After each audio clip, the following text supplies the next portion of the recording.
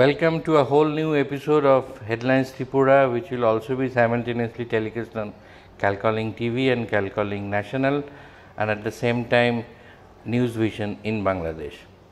Today we have amidst us Mrs. Sucharita Raichaudhuri, Principal of Silver Point School, and incidentally we are meeting at a time when last 2 years we all know how we have passed through. It's a challenging time for all of us, particularly for the kids and those who run schools. So let me begin with asking Mrs. Raichaudhuri, how did the journey of this school begin and when was that? Okay, we began the school on 26 July 1997, and it was an initiative by my father-in-law, late Pannalal Raichaudhuri, and my mother-in-law, Pani Raichaudhuri. And they wanted to open a school in a locality where it was only Bengali speaking. So we realized when we were in the business for a long time. So whenever we took interviews, no one could speak in English very well.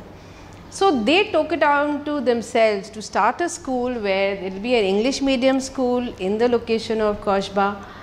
And henceforth we have just grown from there. We started with 4 children in 97, and by God's grace now we are 1500 plus, and we've just got switch over from Bengal board to CBSE, and we are prepared now for a long journey. So it's going to be 25 years this year. So over this, it has been a long haul from 4 students to 1500 plus Yes. students. How did the journey go on? What are the most perceptible changes in the way schools are being run? You must have experienced some Absolutely, we have evolution, experienced. Yes, we have experienced. We were in the state board. We got our affiliation. Our first batch went in 2005, and it was. I would say the education process has gone a 360-degree change. I mean, it was more bookish, more theoretical. And then when we got our affiliation in 2012 for the HS, it was, people knew at that time they really valued the board, and it was mostly teacher based education. Now with obviously with the pandemic and COVID coming in, there's a huge change. There's a lot of stress on the online media. Now parents' expectations have grown a lot. Before, I mean, at least 10 years back also, parents' expectation and their, involvement with the school, I would say, was much more, and they were more calm about it. Now, expectations from parents from the school have, become quite a bit. The teachers are working, I think I would say, harder now, because online, parents feel it's nothing, but the amount of effort the teachers have put in the online is much more than just the chalk and talk method. So we have to now we are following a hybrid way, where there's part online and there's part physically children coming in, because everything, all our reports for the year and everything is going via mail. The videos that the teachers have to make doubly for the child to understand is all being in the online mode. Whereas offline, it's the first day today after 2 years, I would say 2 years plus, and it's a full house with like normal, a bit chaotic, but it feels really good. Even this chaos is welcome. Chaos is absolutely welcome. It was such a lull, and just a building without children. I mean, we were all really missing them, and it's so happy to get them back. Even if they are upset, parents don't want to let go of the children, children are crying, but I think at the end of the day, we are all happy. So how did these last 2 years go? Now we have developed this hybrid model. Yes. But mostly we are into online education over the last 2 years. Yes, we made the shift very, very soon. I mean, when 21st or 22nd March it was declared, by 1st April we went on to the online. We started with a lot of trial and error. First there was Zoom, and then we got into Google Meet. Teachers were struggling because very senior teachers, not very savvy with the with computers or the IT. So IT teachers really taught all the senior teachers, the younger ones made the shift very, very quickly. So the classes plus taking the attendance, slowly we devised our own ways. I think all the schools have done a brilliant job. I mean, within a week or 10 days, we all could make the switch over, and I think education was going on. It never really stopped. Exams happened, there were a lot of confusion, problems, but I don't think any of us are illiterate. In 2 years, we've not forgotten everything. So today is the day where we will actually begin. First, we will have obviously our revision, but I'm sure we are on the right track. And all of us, I think, I have patted my teachers on the back for these 2.5 or 2 years so very much, because I think they've done a wonderful job, and I'm so proud of them. From the students' perspective, has there been any loss, or is there anything that they will have to make up for? Particularly students were at the age when the lockdown or pandemic began, just about to start their schools. Yes. For 2 years they couldn't begin their school. In fact, the admissions in nursery, when it was 2 years back, we are getting them now in class 1. Okay. So it's a big effort from the parents' part, because they were doubling up for the teachers at home. The parents who really worked hard, we could make out, because I could see today being the first day, we haven't given written work. But then in our annual exam, we had called them for the offline exam, and they have managed well. I wouldn't say brilliantly, because there has been a loss of education, and there have been our children. There are a lot of kind of children. There are learners, auditory learners, kinesthetic learners, learning by seeing. So not all children are the same. And the good children, wherever you put them, they'll be good. But the average ones and the below average are struggling, but I'm sure the struggle will be just for another month, and we'll be able to put them at pace. So I don't worry about that. So when all this began, there were many who thought that this is going to be the way forward. Online Absolutely, education, digital. yes. What is your take? I mean, is it going to be the way forward, or we'll have to develop? The hybrid mode will be the way forward. We can't now just have fully offline or fully online. There will be a mix now, because we've all realized that we have found a brilliant solution which we never got. This digital way of teaching, I think it's fantastic. And I've told my teachers we can't let go of it. So we are going to have our Google Meets, and we're going to have our webinars and the seminars that we have all through the Google Meet. And offline, we are going to have our regular classes, but any guest that we call in, we are going to have in speakers, it's going to be online mode. So it's a very interesting way of going forward now. It has been like a blessing in disguise. Yes, absolutely. We wouldn't have figured it out had pandemic not been there. So this is going to kind of supplement the traditional mode of education. Yes, traditional we can't do without. Traditional we need it. But this is going to be an add-on to the traditional, which is, I think, a fantastic way of moving forward. Taking back to where you had started, you had mentioned that initially one of the triggers was like there was hardly anyone who could speak English. So you must have faced some problems in finding or identifying teachers as well. Yes. So how did you solve that problem? See, we looked at, being a bit biased, we looked at convent educated teachers, those who are from the background, the missionary background, because we feel that if the teachers speak in good English, do the children pick up? Because we have a lot of first generation learners, because we know that sort of parents will not be able to help them. They might just learn a few things, but then speaking to them regularly in English, the spoken English at home was not there. So in school I had to make it a point, even if they were Montessori or TTC trained, the schooling of the teachers was very important. So I had chosen my teachers in that way, and then I helped them in our school only. We encouraged doing B.Ed. So I helped them get that degree as well. So by now I think all of them speak in English very well, and those who couldn't speak in English learned from the other teachers. So now we have a good bunch of teachers, and I keep on saying the only place that you will speak only in English is in school. The children have to speak in school. we had a small sort of fine which we used to, I started it, that we'll charge this 5 rupee fine if you talk in your vernacular, except the Bangla Hindi classes. So when they know I'm on the round, they were ready with their coins. They were so honest. I mean, children are like that. They came and they used to say, ma'am, this I spoke in Bangla today. So they used to give it to me.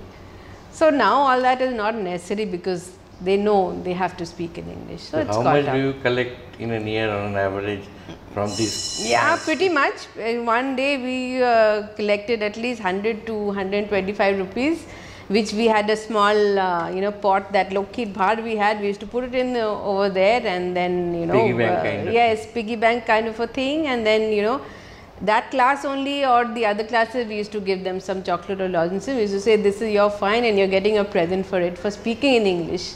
The fine reduced, so I knew that the vernacular. That's the kind of parameter. Yes, so that was a good way. Now I think we'll have to restart because I can see a lot of them speaking again back to their mother tongue, which is okay. Because of this 2 years gap. Yes, because of the gap, and they couldn't hear. I mean, I always used to say that if you're watching TV, watch the news channel. The BBC is the best way to learn the spoken bit. But it hasn't happened. It will. I am very, very optimistic. Within 1 month, everything should be in place. You mentioned that you have moved from 4 students to 1500 odd students now. Yes. But you have also expanded in terms of your geographical empire, so to say. Yes. So you have branched out to other places also. So how many schools do you have as of now? We don't have many schools. We had an HS building, but because of the space crunch, we made this building which can actually accommodate 3000 students. So now we are not looking at other branches, but we are definitely looking at feeder schools for the toddlers. So we will have to branch out because this building may not be enough. Because I'm seeing that, because we are a very reasonably priced school. Very affordable. We haven't priced it like the other schools where which is not affordable, but the education is good. So at a because our target is we know the locality and we know the mentality of the people, so we've priced it very, very low. I mean, now if I may say, in 1000 rupees monthly tuition fees, I don't think you get in many places, but we are still at it. So we don't have an intention of increasing the fees too much because we have just switched over to the CBSE board. Very, very slowly we will, but it's not going to make a lot of difference to the pockets because I know this pandemic has really affected a lot of parents. They've lost their jobs, they've given an application. So we are considering everything. So slowly we will, not currently. We don't have any intention of increasing this fees. May not be in your name of Silver Point, but in some other names in places like Purulia or North Bengal. We will keep the name, sir. We will keep Silver Point Primary School or Silver Point Junior School. We will have these sort of feeder schools. And yes, we were looking at places in the districts. So that is in the pipeline. That is going to be there definitely. So those will also be English medium schools? Absolutely. English medium and CBSE schools. So how important is co-curricular activities in your scheme of things? We in CBSE call it now co-scholastic, which is co-curricular activities, and I am very proud to say that we have 10 clubs, 10 different clubs. We have an Interact, we have Eco Club, we have Adventure Club, and we have a lot of clubs where they are in a lot of activities. Plus we have compulsory from UKG to class 10, we have compulsory children have to take one co-curricular, which is dance or vocal or chess or yoga or karate. We have these 5, plus we have NCC in our school, and we are going to start scouts and guides. So they are fully occupied. Tuesdays and Fridays. Something or the other. Yes, Tuesdays and Fridays they will have to have the co-curricular. They will have to belong to one of the clubs and the circles. We have a yoga circle, we have an art circle. So children, it goes parallelly. Curricular and co-curricular in my school goes parallel. It is given as much of importance. We have grades and marks for both. And what about their mental health? Because these days we get to hear so many uncalled for incidents taking place within the school or We had a lot of because of this online mode. We had a lot of these online guest speakers coming in. You know, we had counselors, and we had a lot of from Fortis also, where counselors guided our children. So that helped, and I always believe that the teachers and the mothers are the best counselors. So we had a lot of interactions with the parents, where we told them if they are behaving like this, this is how you should go about it. So we were counseling the parents, and in turn, because we could understand at home 24/7 with the child, not going outside, it created havoc in their lives. So we were hand holding them. I think we've been successful. They are so relieved that they're coming to school, and a lot of them have thanked us that how much help that we've got from the school, or we wouldn't know what to do. So that sort of counseling our teachers only keep doing. Yes. Pedagogy is a kind of another oft-used word these days, particularly in the wake of this new education policy and all. Being in this field for so many years now, what would be your take on this new education policy and the kind of new things which are coming into being? It's a very interesting policy. I mean, after so many years, a new policy, I think 34 years later, we are getting a new education policy, which seems very difficult because especially the integration of the new subjects. We are very used to science stream and commerce and humanities stream with their particular subjects. Now with this NEP coming in, children can choose any subject. So the only take that I have on this is that it's very interesting, very progressive, like the international boards. And flexible. Very flexible curriculum, but might be a bit difficult initially for us because we can't give so many subject variety to our children, because everyone has their own list of teachers. It becomes expensive for any school. I mean, if I want to take maths with French and physics and literature, so that many amount of foreign languages teachers, and then with the special subjects coming in and the vocational being stressed on, too many teachers involvement, which becomes perhaps a bit expensive. So I'm sure we'll also work out a way like we always do. We are sitting in meetings talking about it. We'll take the best of the NEP and figure out how to give them a variety of subjects. But it's a welcome change. I'm really looking forward to the new NEP. We've already started it little by little. They are being guided by the board. So I'm sure we'll be able to do a marvelous job. Final question, so many years experience, handling of so many students. So finally, would you get to see a residential school, or maybe would you like to get into higher education, vocational training as you mentioned, anything of that? I'm very keen to open a residential school because I've seen the need for it wherever, I mean, just going on for traveling, and we see that there's so many places, especially North Bengal, with this, some of the best schools being shut down, and there are a lot of children who really want, looking at other states. In our state, if we can make a good residential school, there will be, I'm sure there's a lot of demand for it. The day boardings are okay, but at the end of the day, they have to go back. But then with working parents, they really want, there are a lot of people coming and telling us that, ma'am, if we can have residential, it would be best. Weekends they come home, but then if they could stay here, and it helps us also because the whole all-rounded personality of the child develops when you're constantly in school, finishing off all your, a lot of time, they're really good in sports. But we are unable to give that time to them. So after school hours, if they can, get into the sporting activities, I'm very interested in opening up a residential part. And yes, vocational is something, if we are allowed after school vocational, keeping the teachers will be initially difficult, but vocational part of it also I am looking at. Maybe you can have a different set of teachers for them. Yes, different sort of teachers coming in the evening till late in the evening, and I'm sure there are a lot of takers for it. Now that NEP and the central board is stressing on vocational, and they have given us the permission that you can have after school classes. So I'm looking into that. Thank you very much for taking your time out. I'm sure next time we are meeting, we are going to see either a residential school or maybe a vocational unit. Yes. Something new, something absolutely new. And every year I make it a point to start something new, so definitely next year I am going to start one of these things. Thank you. Let's end this conversation on that spirited and positive note. So I'm sure we are going to meet Mrs. Raichaudhuri very soon with something new to showcase. Thank you very much for joining. Thank you so much.